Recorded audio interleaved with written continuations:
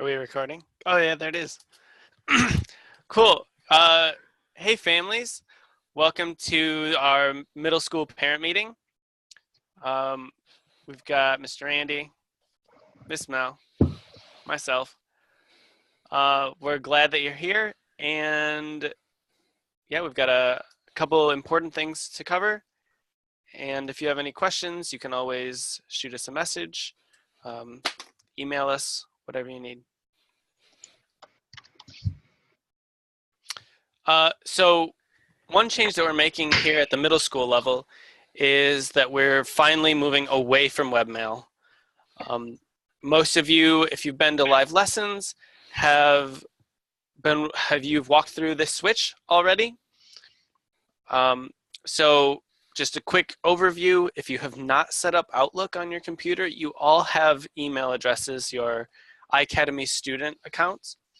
So if you go to your computer and you click the blue O with the envelope there, that's Microsoft Outlook. It might ask you some questions about signing in and enter your name and all that. So you'll use your iAcademy student's email address, and you'll use the same password you use to log into your computers. If it does bring up a message to ask you to change, do not change your password, because that will also change your computer password. So that's bad news. And this is how we want to communicate with you moving forward instead of webmail. There's just more flexibility, and it will work. That's Yay! the big thing. Perfect. Thank you, Mr. Ryan. So a couple of things we wanted to chat about too, that's going to stay the same this year to finish off the year and also go into next year, is just that refuel coffee shop feel, that on-campus time that students have the opportunity to join on Tuesdays and Thursdays. Just wanted to talk a little bit about that. From 6th to 12th grade, students can come. It's a place where they can socialize, they can do some online learning. There's instruction they can have through their computer. And remember, all students, if they're on-site or virtual, should be joining that virtual office to connect with their teachers and connect with each other. All right, so we are super excited about this piece, this community connection piece, and this is something we're going to start for next year. And the goal of this, and the end of mine, would be to connect the curriculum with students and families, communities. We found and we thought about this cool idea that we could do that. So students have the opportunity to choose music or PE as a community connection opportunity. And if a student chooses PE and they choose the classic option, they'll have iAcademy curriculum, they'll have the iAcademy PE log, iAcademy activities, they'll have collaboration with their peers, just all through the connections curriculum. And the other option they have is if a PE student chooses this community option, they'll have iAcademy curriculum, but instead of doing a PE log with connections activities and that PE log, they'll have a community opportunity to do instead, where they can go to like karate class or soccer, and they can get credit for their connections course through what they're already doing in that community option. So we're super excited about that, and I know there's going to be more questions about that and some forms to fill out. Right now, it is set up that it is that the family has to supply the fee to the community option, to that partner. We're not set up this year to do that, but that's a great idea and something we want to work towards. But some of you families are already doing these activities. They're already in soccer, they're already in karate, or they're already playing the flute, right? And they're already getting music lessons. And so we just wanted to figure out a way that your student can continue to do that, but then also get some iAcademy credit and get credit for doing that and share those cool things that they're doing with their other students, with their teachers, and share that kind of community that they're already in. So yeah, we can answer more questions as we go forward. Yep, that sharing piece is something that we're really excited about too, right? So coming in with, maybe you have dance, your student has dance experience, and somebody on the other side of the state has, their karate thing. They'll have a space to talk about that together, and it's just a really cool opportunity for our students to grow and learn more about their world. So we really want to get you guys set up and feeling kind of ahead of the game when it comes to what next year is going to look like for you and your kiddos for course selections. We're gearing up to get on a break week here soon, but when we come back from break week, you guys are actually going to be able to start choosing your courses for next year. And so we really wanted to give you a scope and sequence of kind of what we're planning for next year. Of course, we're going to continue with the 4 cores, math, science, ELA, and social studies. Second language, we're going to talk about a little bit more in just a second, but we will have a second language option that is a requirement for you guys again. And then you can see here the electives that are able to be chosen below. If you see one asterisk in the 6th grade electives and only one elective, that means that is just a required course in order to really grow our independent learners and get started on the right foot. You 8th grade families might be looking at that column and notice the HS in front of some of the electives choice options. Those are high school electives choices that you guys can elect to be a part of. That is basically saying that you want your 8th grader to begin his or her high school transcripts by taking these high school classes.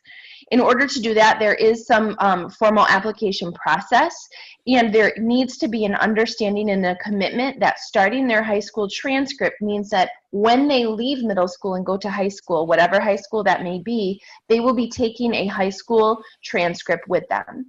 Now, why are we talking about this now? High school transcripts come usually at the end of high school, right?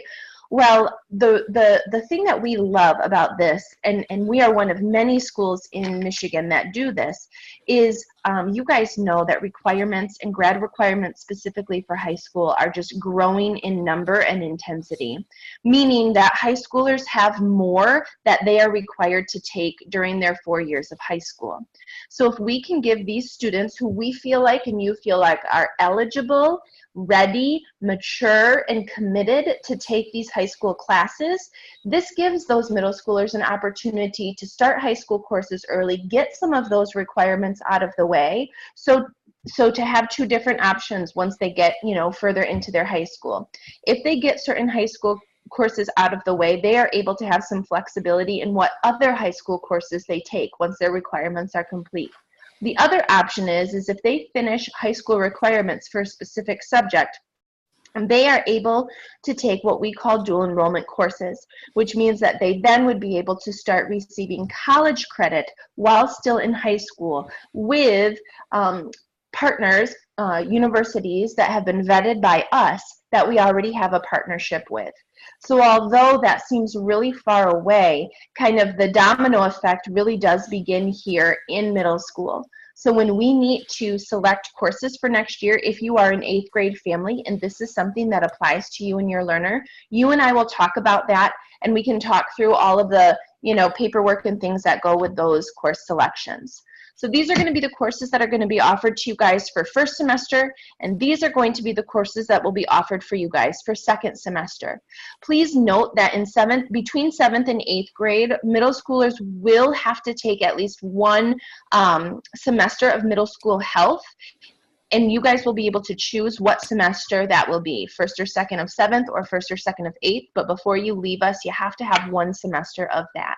So again, when you get back from break, look for a Sign Up Genius where we can meet and do our course selection together. If you have any questions about that, don't hesitate to let us know.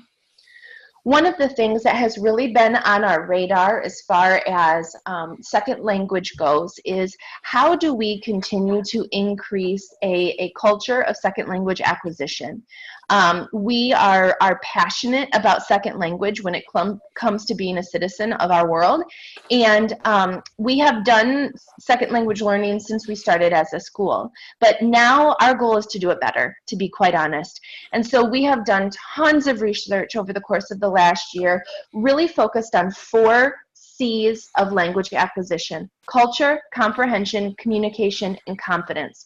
What program can we use to best build those 4 components of second language acquisition. And through much research and much discussion and deliberation, we are going to be starting Duolingo second language learning with our kindergarten through 8th graders next year. This is a game-based learning program that is accessible from any device. Duolingo Classroom is what we will be using. It is different than the individual Duolingo subscription. What we love about this is completely individualized to your kiddo based on what he or she has as far as prior knowledge and experience. What we love about this is that it has the potential to follow your kiddo year after year. So in the beginning of a year, they can pick up right where they left off at the end of a year. And what we are going to open up to you guys is the ability to do not just Spanish as a second language, that you can choose which second language that you would like to learn, specifically if you're traveling as a family, doing mission work, have some sort of cultural connection to another language around the world.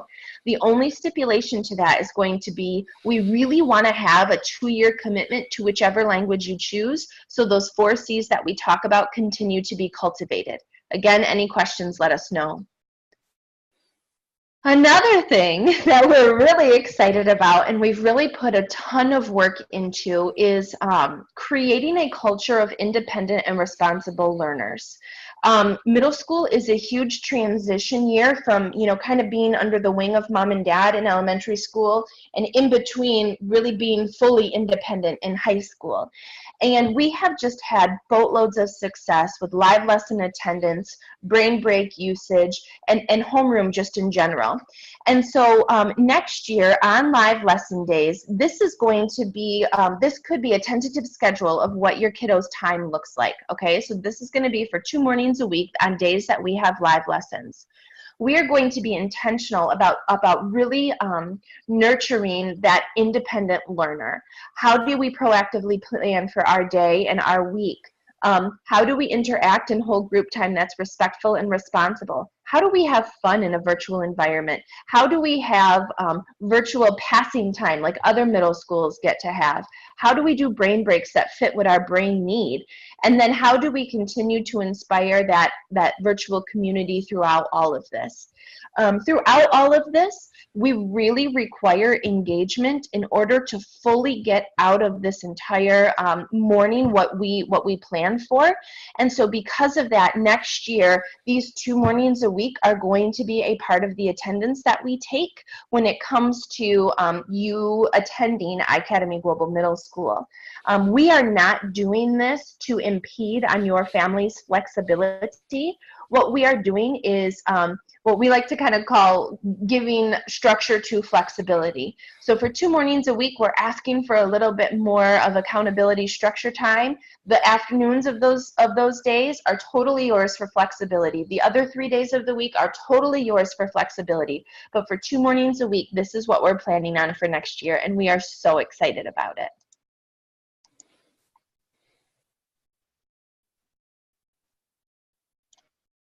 Yes, sorry, I was not sleeping. I was just making sure it's me. Maybe I was sleeping a little bit, but I just want to remind students to turn in their computers, turn in their devices at the end of this year. No, you don't get to keep them as much as you would want to, and I would want you to. You can't keep them. So we have some days that we want students and families to come in and turn in their computers. June 21st, 25th, and 26th during those times, and the 27th. As always, though, like your students, the last day they're on refuel if they want to turn in their device, or if they come to the beach day and they want to turn in those, the devices, you're welcome to do that, and we can accept those on those days. Just make sure that we have a plan near the end of the year to turn that device in, and you're aware of some of the prices for some of those things that may have been missing or broken during the year. There's a plan to have some money ready or a check ready when you get here to pay for some of those things, which is really cool because we wanted to make sure students turn those in, but also give them a free ice cream cone from McDonald's. So if you're able to turn it in on Thursday, June 21st or before, you can get that free ice cream cone from McDonald's, and have a snack. And I know Miss Mel's planning on turning in like 4 or 5 computers that day, so she'll get 4 or 5 ice creams. It'll be kind of cool. Just kidding, Miss Mel. All right, so a few important dates for the end of the year, right? We're getting close to summer. Like, it's within our sights. We're so close. But since it's also the end of the year, we do have one final round of MAPS testing. Woohoo! This is our last full week of classes until September. So let that sink in, right? We have our long weekends in June and August. We've got a break week coming up starting next week, Friday. When we get back, that first week back, Tuesday and Thursday, we'll be doing the last round of MAPS testing. So that's math, ELA, and science. I think they are shorter tests. This should go quicker than M-STEP. We strongly encourage you to come on site for those tests. We've seen the success that comes with that, as opposed to taking it at home and just having that more formal environment. If you absolutely cannot come to campus, we still need you to test. You'll just have to share your screen and turn your camera on in the VO, and your teachers will pop in to those different rooms just to check in on you and see how it's going. There will be a sign-up genius for which day you want to come in to take those tests, so we can just prepare for the numbers. Then our important dates here, so to break up those tests, we do have a day at the zoo. So this is that first Wednesday back from break, Wednesday, June 6th. In between those two testing days, we're headed to the zoo.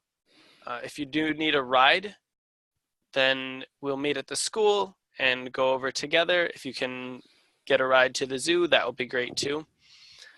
We will have more details for you soon in the sign-up genius. Ready to walk? It is $7.50 for students and $8.50 for an adult. Cool. Thanks, Mr. Andy. So we'll be there in the morning. Sorry if you could back up. 9 to 12. We're still working on maybe trying to live stream that a little bit, or figuring out some way to incorporate more of our virtual kiddos. But we'll have more details on that soon.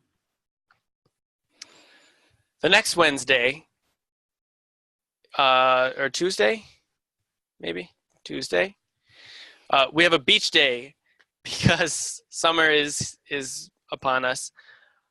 We'll be in Tunnel Park, which is on Lake Michigan in Holland. We'll have hot dogs for you, I think is the plan, yeah. And if you want to bring something else to pass, that would be great. We will not be providing transportation though, so meet us out there. Bring a towel, sunglasses, sunscreen. Your beach volleyball skills. Mr. Andy will be ready to take on whole teams by himself.